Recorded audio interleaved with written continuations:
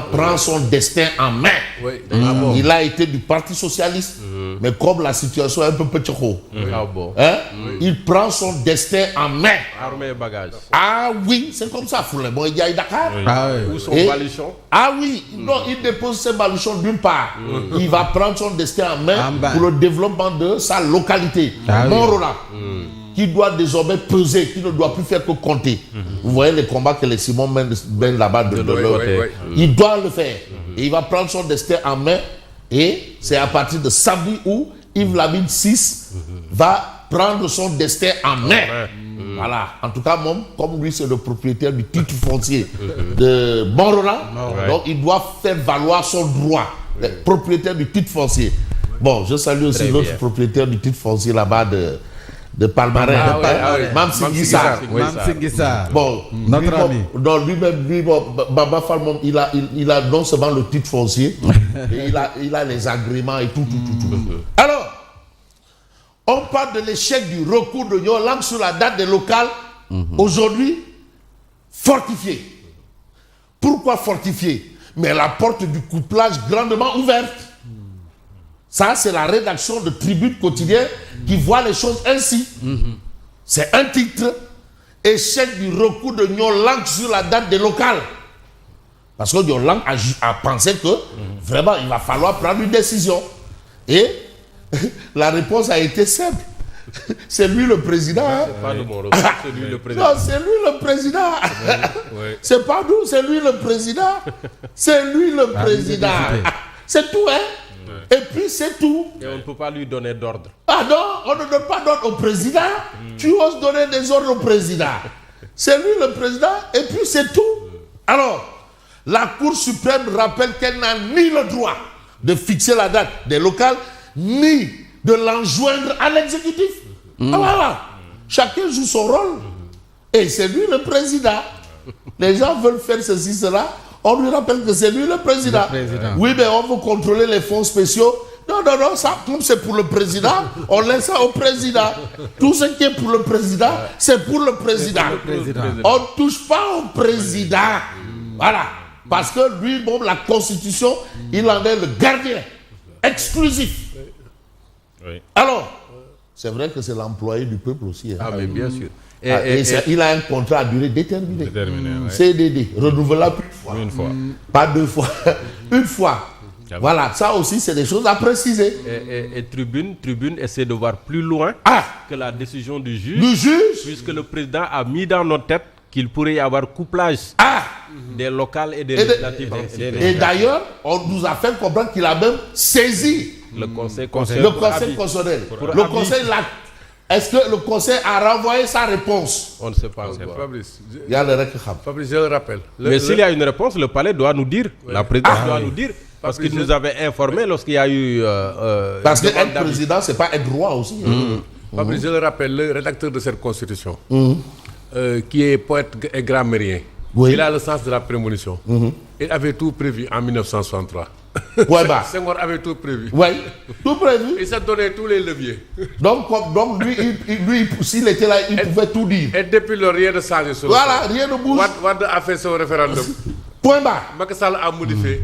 Les choses restent à l'état. Le président, c'est le président. Régime hyper présidentialiste. Alors, le juge évoque dans sa décision les dispositions de la loi, mais sur le mandat des conseillers. L'avis du Conseil constitutionnel sur le couplage des élections est annonciateur de la dissolution de l'Assemblée nationale. Ça, c'est la rédaction de Tribune. Mais on reste avec Tribune qui parle d'une tribune libre du journaliste Aliou Dien. Notre confrère, notre ami Aliou Dien. Serrer. Jeunesse sénégalaise, quand les enseignements religieux peinent à se traduire en comportement. C'est un diagnostic. Bon, je ne vais pas dire comme feu Antoine Gorfaï, qui disait diagnostic. Diagnostic. Voilà. Alors, pour renseigner sur l'orthographe. Absolument. C'est pour justement comprendre l'orthographe. Diagnostic. Voilà. Au lieu de dire schéma, il faisait schéma. Alors, colère de l'UNED. Ses responsables dénoncent la sélection des proviseurs par le ministère. Voilà encore un autre problème. Voilà encore un autre souci. souci pour saucer, vous avez Ansoumana Dione. Ah waouh, Ansoumana Dione. L'inconditionnel de la matinale. From Tenguet. Ah oui, from Tenguet. Alors, drapeau mauritanien à Gorumbach, à Saint-Louis. Ansoumana Dione interpelle le président Diomaye pour élucider le peuple sénégalais. Il a vu un fait et ça lui a posé problème. Et le seul à donner l'explication, c'est le président de la République. Il s'était même déplacé à l'époque. Oui. Dans la zone. Et c'est lui le président. C'est lui le président. Mais dans cette histoire, on a la voix plus. Date des élections locales, la Cour suprême renvoie Nyolank à l'exécutif. Au président. Au président. Et puis c'est tout, hein. Et puis c'est tout. Et puis c'est tout. Le FDR considère que c'est une entorse grave à une liberté fondamentale. Il faut le dire. Hein. Ah, il faut le dire. Le principe, c'est le maintien. C'est le maintien. Oui. La Cour suprême renvoie Nyolank à l'exécutif. Vous avez également, Mont-Roland. Yves Lamine VI lance le mouvement La Convergence pour l'avenir et le progrès. Avenir, progrès. Ça, c'est notre ami et frère Yves Lamine VI. Borom titre foncier, Mont-Roland. Il lance La Convergence pour l'avenir et le progrès. Donc, dès samedi, ce sera terminé avec le PS. C'est un socialiste. Alors, 1er septembre 2026, Al-Aminoulo face au député Ousmane Sonko face au miroir de la déclaration de politique générale. Et l'œuvre intellectuelle est de Lansana Gadi Sakho. Ça, c'est des faits. Mais ce qu'on fait aussi, c'est de parler, bien entendu, de Vox Populi, référé sur la fixation de la date des élections locales. La Cour suprême rejette le recours de Nyolank en attendant de se pencher sur celui du FDR. Est-ce qu'il va faire autre que ça? On verra bien. Alors, c'est vrai que le FDR brandit d'autres arguments. D'autres arguments aussi, parce que c'est une question d'argument. Et l'argument de la Cour suprême, c'est dit que c'est lui le président. C'est lui le président. Jusque-là. Mais vous avez accusation de gouvernement des juges.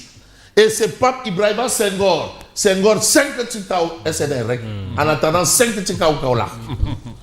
Pape Ibrahima Senghor de Kiraï, qui recadre le député Amadouba de Pastef, qui a parlé de gouvernement des juges. Le président Diomaye n'a pas besoin d'un conseil constitutionnel aux ordres. La rupture ne consiste pas à placer un pouvoir au-dessus des autres. La rupture consiste à placer la Constitution au-dessus de tous les pouvoirs. C'est ça aussi la vérité. Mais maintenant, ces gens-là, ils sont animés de quoi? Par quoi? Ça aussi, c'est des questions qu'on devrait se poser. Mais le problème, c'est quoi? Mais 130 députés, 130... Et 4000 cadres. 4000 cadres. L'Assemblée de Senghor. L'Assemblée de Lamine Gueye. L'Assemblée de Cheikh Abdou Khadre Sissoko. L'Assemblée de Ndao. L'Assemblée de Jolof. Docteur Daouda Sow. Sur TikTok. L'Assemblée de Macky Sall. Macky Sall. Mais Macky Sall. Président de Macky Sall. Doudouane. Moustapha Niasse. Non, les présidents de groupes parlementaires. Mais vous avez les Doudouane. Mais vous avez Borom qui Bretel. Idée. Non, à mon qui Bretel. Non, à Bretel. Non. Abdourahim Agne. Oui. Mais ça on va sortir même une virgule constitutionnelle. Mais c'est la rupture. Drôle de rupture. Parfois d'un référendum. Descend. Alors, mais aujourd'hui, vous avez l'Observateur l'Obs, équipe nationale de football, scandale autour de la billetterie du mondial des Lions. La Ligue s'empare de l'affaire. Et là encore, c'est une situation que devra gérer la Fédé Foutu. Une affaire dans l'affaire. Pardon, la Fédé Foutu. Fédé Foutu. Déclaration de politique générale, les urgences qui pourraient faire de l'ombre au grand oral de Al-Aminou Lo. Mais ce qui est sûr, c'est dans cette histoire, c'est d'évoquer un peu le journal La Dépêche. Et vous avez le docteur Cheikh Diallo. Si le gouvernement tombe à midi pile, maintenant midi 5, il sera reconduit à 14h05. Donc, une motion de censure contre Al-Amin Lo, selon le docteur Cheikh Diallo, C'est un coup d'épée dans l'eau. Fini en eau de boudin. Fini en eau de boudin. À volo. À volo, un coup d'épée dans l'eau. Et finalement, donc Dubaï Yodam. Merci et bonne continuation. Merci à vous, Fabrice Nguema, que vous allez retrouver tout à l'heure pour la revue de la presse complète. 7h, c'est l'heure du journal.